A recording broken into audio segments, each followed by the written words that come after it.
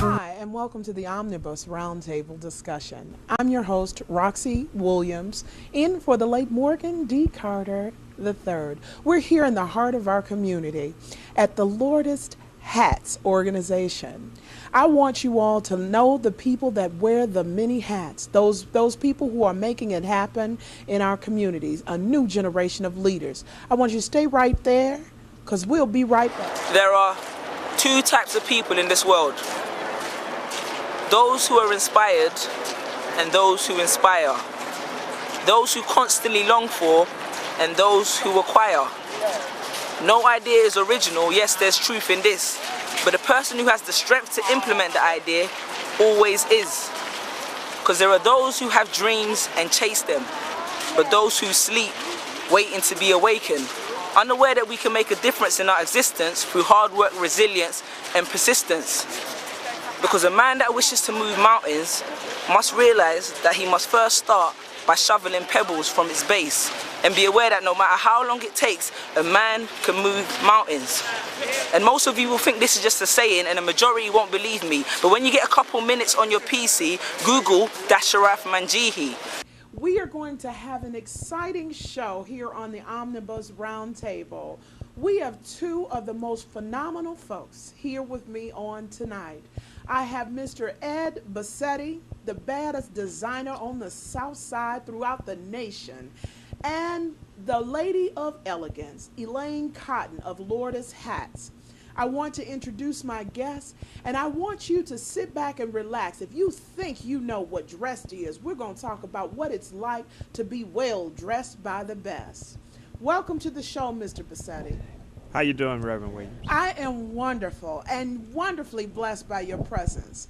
I want to talk a little bit about Be Elegance. When we say elegance, we cannot help but to say Ed Bassetti and Elaine Cotton.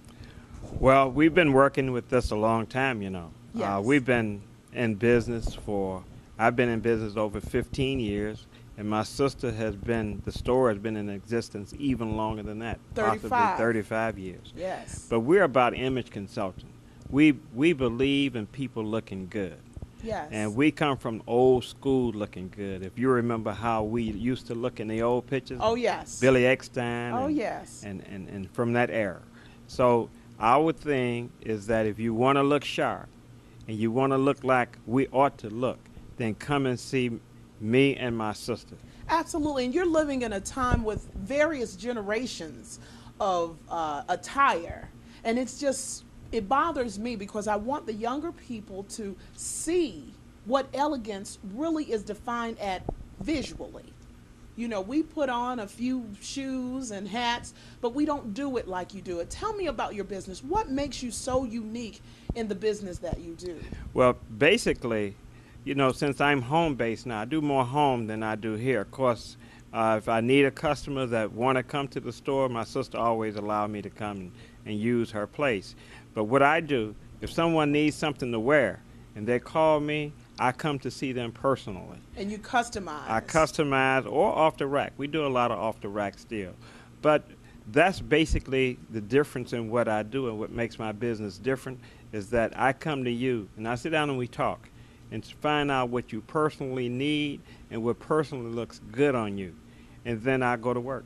Well, I'm an up and coming, and you see I'm large and in charge, and I heard that you take it from size 0 to the hero, you know, and I want to make sure that women know that there is a difference when someone takes you into consideration when tailoring and tapering the things that you claim to be your appearance, your first image that the world sees. You know, coming from Morgan Carter, who was a person that really helped to set the image. You know, he's always been that person who has been a image consultant. Mm-hmm. And he taught us that you get the first. You only get one time to make that first impression. Yes. And we've used that as our kind of entourage and to setting the stage for what we do.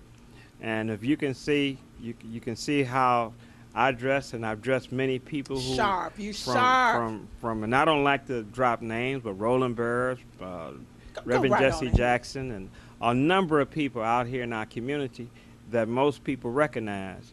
And of course, we can just pass that along right through here to Mrs. Burley and Burris Right. coming through here, and a lot of other people, which my sister will. And I'm make very comment on. excited with the honor of having both of you in the same house, the House of Hats, to come into your presence and see that you look like me in a community that's like mine, and knowing that I don't have to travel 16 to 17 miles across this city to get the best designer, the best tailor.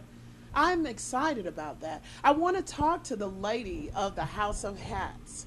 Oh my, I've come up just adoring women in hats, and I'm sure after Aretha at that inauguration, you have gotten calls all off the chain because she did it in that gray hat. What is it about hats and African American women that just make us elegant? Well, you know, it's the hat that completes the outfit. Yes. You have to have that particular hat to finish off that particular outfit to just make it perfect. And Aretha, I'm so proud of her that she set the tone and she let the world know that we know how to dress. Yes. We know how to look good. We know how to look elegant. We have not lost that. We have got to pass that down to our coming generation, that a lady can still look elegant and be a lady. Yes. And I've always, challenged some of the young people. There's a difference in being dressed Absolutely. and well dressed. And when I walk through this place, I mean, there is nothing off the rack that just seems ordinary. It seems extraordinary in here. And what brings that ambiance to Lourdes Hats? Well, we will go that extra mile to find that perfect outfit. And we will go that extra mile to find that perfect hat to look good on that perfect person. Right. Something I really give you credit for, Ms. Cotton, because people don't know what it's like to be a small business making a big difference. Nothing that comes out of your shop is usually duplicated in the same atmosphere. If we're all going to the same banquet, it seems like you dress each and every woman individually. Absolutely. I absolutely cannot put two ladies going to the same banquet in the same outfit. Yes. We don't do that. You are good. I make very sure that the ladies are dressed appropriately, going to wherever they're going, and the appropriate outfit, going to whether it's a banquet or whether it's morning service or just Sunday school. Right. She's dressed. I want to really make emphasis on the kind of impact you all have had in our community. Mr. Bassetti was making light of it, but I want to bring it right on out of here. A lot of the elected officials, the community leaders, the pastors' wives, the upfront female and male community leaders have all at one time or another passed through the two of you. You guys are stakeholders, pioneers in our community. Tell me what it is that when you see us on a community level, what you begin to do to make us our own individual people to the public eye. Well, one of the things I think that we've always felt is that it's just not a for-profit making business, even though, our goal has to be to make some money. But we've always felt that we owe something to our community. And so we go out and into the community and deliver a service, a vital service. And so we may go to church groups. Yes. And actually have to dress the entire choir. Wow. Or the entire usher board. Wow. And we won't, times some people can't get here, and we may have to go to their home.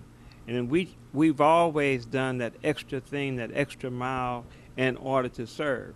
Sometimes we may have to even slightly have to change our price methods into service. But the end of the deal is that we're there to service the community. And a service you have done well. You know, I think about elegance. I think about the crowning of our women. You know, we constantly talk about we're the kings and the queens of this earth, but you all are putting walking crowns on some of the women. As I look through the store and see the myriad of hats that are hand designed, custom made, and done with a sense of a spirit. I mean, I know that Miss Cotton is a Christian woman, a pastor's wife, a woman of true God-given talent, and each hat has its own image. You know, when you say image consulting, therefore, you kind of try the spirit by the spirit and you know, kind of match a woman up with that thing that her inner self protrudes. And I'm wondering, when we talk about the covering, I talked to you before in a pre-interview where you were saying that it used to be an image of respect. Have we lost the respect in our communities for our women who are well dressed and prominent and have status, or at least have strength, if not a whole lot of money? The respect. Let me just add though, Reverend Williams, that when you talked about a hat, what she does is that sometimes a person may come in and she may have the hat, but that hat does not represent that Come that on, lady. somebody. So what Elaine will do is take that hat and redo it to say- fit the person. Oh my so goodness. she may, and when she gets through with that hat, it may not be recognizable the way that it came in, but she will make that hat so that that customer is pleased. And the millinery industry is one that I hope that our young women will pick up after you, Miss Cotton, because the one thing that we have, we will buy an outfit and we don't want to wear the same outfit again or be seen in the same outfit again. And when you invest, I think the hats are an investment. When you invest in a hat, to know what Mr. Bassetti is saying is that you can reconstruct a hat. Yes. Oftentimes, that has to be done. The hat may not come to me to represent that person. Yes. So that hat has to be broken down to scrap and rebuilt to represent that lady in order to correspond with the outfit that she has in mind. I'm And just wondering if we ready. do that here. We've got to get ready for you because you surely are ready for us. You're wearing that black hat this evening. Yes.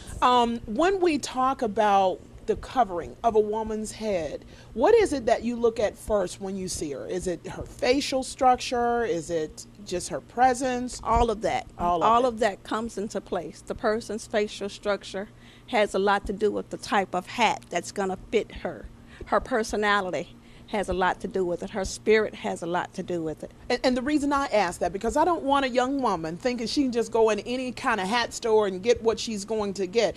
When you say an image consultant, it says that you take that person's entire image into consideration. Absolutely. And you bring about something that they didn't even know was inside. It's almost like a makeup artist. Oh, you start out one way, and Miss Cotton lets you leave out of here a whole new you. And that's a Absolutely. beautiful Yes, thing. That's a beautiful thing. And we enjoy what we do.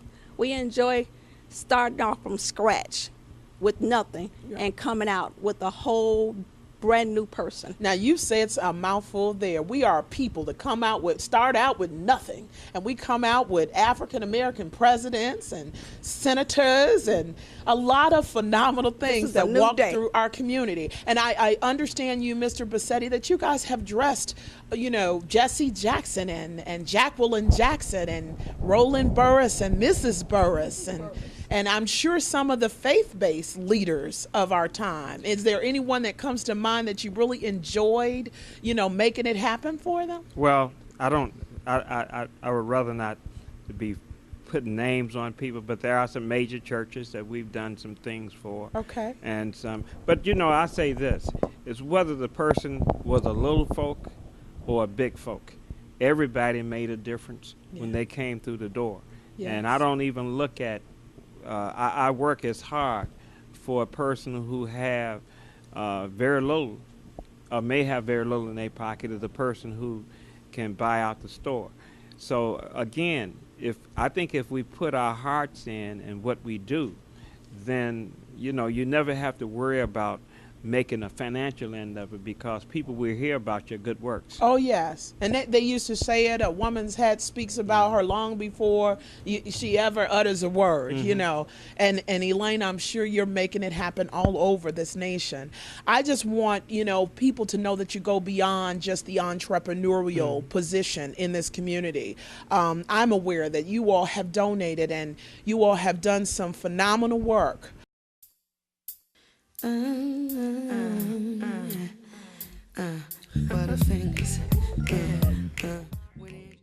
I want for our younger viewing audience to know that you just don't wake up in this business.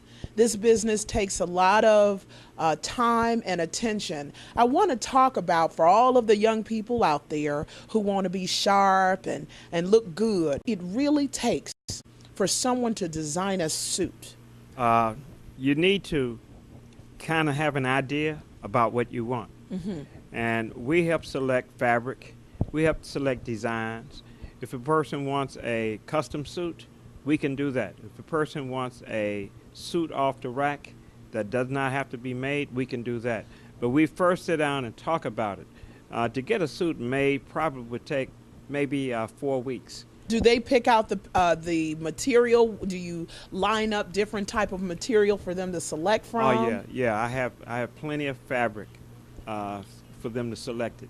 We have fabric and we have fabric books. And do you design each suit yourself, or do you have a designer that basically? Well, when you're talking about suits, you have to go to the basic thing. You're gonna do a jacket and a pair of pants, and then if there's anything different, it's going to be a vest. Okay, so I can take a basic, go from the basic, and then we start moving from styles. Okay. And I have a number of different styles in my mind. Okay. That we can draw out or we can look at. I have style books, so we can flip through and see where we have to go. But basically, it depends on a person, what type of job that they have. Right. If you have a job where you're working in a bank, sure, you can't wear an orange suit there. Right. Right. So my thing is to help you decide what your needs are, right, and then try to guide you, and that's part of my job. So as an image consultant for a custom-made attire, do they bring you an idea of what they want to see and then you make it happen, or are there patterns that you use to make it happen, or do you do it just off of the spirit that you get off of the person? Well, we talk about a bunch of things. Okay. We have to go we're going to pull out some fabric. Okay. We're going to pull out some styles. Okay. And we're going to look at the person. Okay. And try and decide, if that person is a heavy person or a small person or what have you, or that person is young or old. We look at a number of variables. Okay. And then we help to make decisions. But those are the kinds of things. It depends on whether you're talking about it's a wedding or a prom. Okay. So it's a special occasion. When you have that kind of process, if we were looking at young people trying to break into the business, give them some idea of soup to nuts, what kind of time investment they make. And, you have a lot of people wanting to design and have a lot of ideas, but they don't have what you have. That's that hands-on experience and that investment that's been made in doing it and doing it well. It's one thing to do something. It's another thing to do it well. I would suggest to a young person to see if they can get a job in a store. There you go. For a while. And learn and look at people that are already been doing it, for a long time, and see how much they can pick up. It's difficult to say whether you can just learn something just even going to school, right? Because there are so many intangibles about doing things, right, that I couldn't. It would be difficult for me to just say do 4 or 5 different things. Now, you do a lot of community work and the community projects. Tell me, how it is that you got into giving back to our community. Well, if you want to look at helping people, it's 2 things: helping people and helping yourself. You understand those things are hand in hand. Absolutely. So, and the key thing that I would suggest to any person that is trying to go into business, that they have to understand the whole networking attitude thing. So you have to be out in the street helping people, networking with people. Absolutely. Building relationships. A community coming together. So that those things come back to you. The person that you help get a job, now that he gets a job, he's going to need a suit. Absolutely. Even though that may have not been the situation when you went and talked to him about some clothing. You know, I love community because it's a common unity amongst us. One Right. thing kind of leads right into another. Right. One suit leads right into one hat and leads me right over to Miss Cotton. When they get through with you or when they start with her, they end with you. And this is such a beautiful unity to see a brother and sister working in the same industry making it happen. And for a lot of the young women who have not thought of millinery school or trying to come into a business where that their creativity can be more than, you know, makeup and fast, you know, well, I wouldn't call them clothes because they're not anything to wear, but, you know, the high fashion, you know, ideas about how we dress to draw attention to us. I want to talk about what it takes to have a hat produced from nothing to something. How much time is invested? How much time?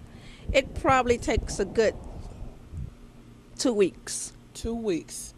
And that's picking the from fabric dipping to the fabric, putting the last color, yes, putting together deciding what kind of embellishment it's going to have, yes, matching it with the person and that personality, deciding what style fits their face and fits them as a person, whether it's going to be a dress hat, a casual hat, a work attire hat. So when a woman comes in, you know, we're always into these makeovers, and I'm one of them. I'm only speaking for myself. So when I come in the door, you know, what's the appropriate thing to do when I'm looking for you to kind of be my image consultant? What might I need to know before even coming to you? And can't you imagine you blinked and things have already changed in Lourdes hats? I'd like to introduce again to you Elaine Cotton. Now, we've sat and we've talked about what it takes to put a house of hats together. But this is chinchilla with a cashmere swing. In a minute's time, I blinked and I was a different person, a new woman here on the Omnibus Roundtable. This is what she does. She takes the ordinary and makes you extraordinary. I want to, again, introduce you to Elaine Cotton, the image consultant for the community. And I wanted to tell you, you know, she looks a little different. But I'm telling she does minks and a whole lot of other things. Can you tell them what your hat is made out of? Yes, I am wearing a mink crown with a chinchilla band to it. This is called a pillbox mink. And see, when you're talking about, you know what it's like to be sharp. This is about as sharp as it gets. I want you to look behind me and see the house of hats at its finest. Things that our women have become elegance in. When you say elegance, we say Lourdes. When you say a woman who's able to do an image consultant like none other, we only think of Elaine Cotton. We have Ed Bassetti, who's coming to show us. Before we can get to this level, he starts from the beginning. Mr. Bassetti, can you tell us a little bit about the fabrics and how people pick their suits and what you need to do once you get the start? If you're just starting, you need to go with the basic colors if you're a man. Yes. Blue, black, brown, and green. Okay. He's teaching today. And this is something that I think all of us, young or old, can benefit from, is that we are not just going in to become something. We are the thing that we want to become already. You just need image consultants and a few people that know the business to bring what's already in you out and present it to the world.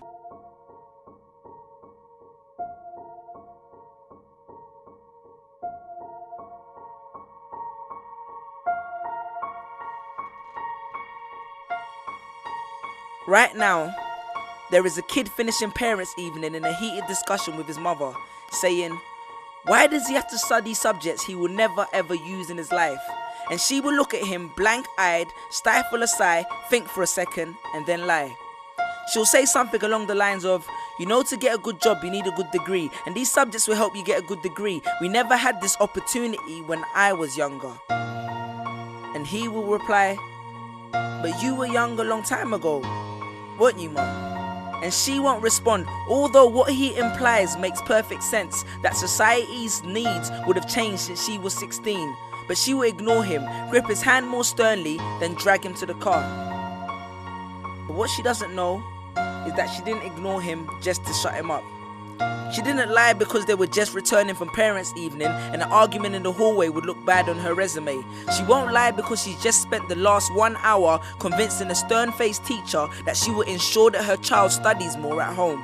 No, she will lie simply because she does not know any better herself. Although her whole adult life she has never used or applied Pythagoras' theorem, pathetic fallacy, and still does not know the value of x, she will rely on society to tell her that her child, who has one of the sharpest minds in the school, is hyperactive, unfocused, easily distracted, and wayward. Students, how many equations, subjects, and dates did you memorize just before an exam never to use again? How many A grades did you get which were never asked for when you applied for a job? How many times have you remembered something 5 minutes just after the teacher said stop writing, only to receive your results 1 month later to realize that you were only 1 mark short of the top grade? Does that mean remembering 5 minutes earlier would have made you more qualified for a particular job? Well, on the application form it would have. We all have different abilities, thought processes, experiences, and genes. So why is a class full of individuals tested by the same means?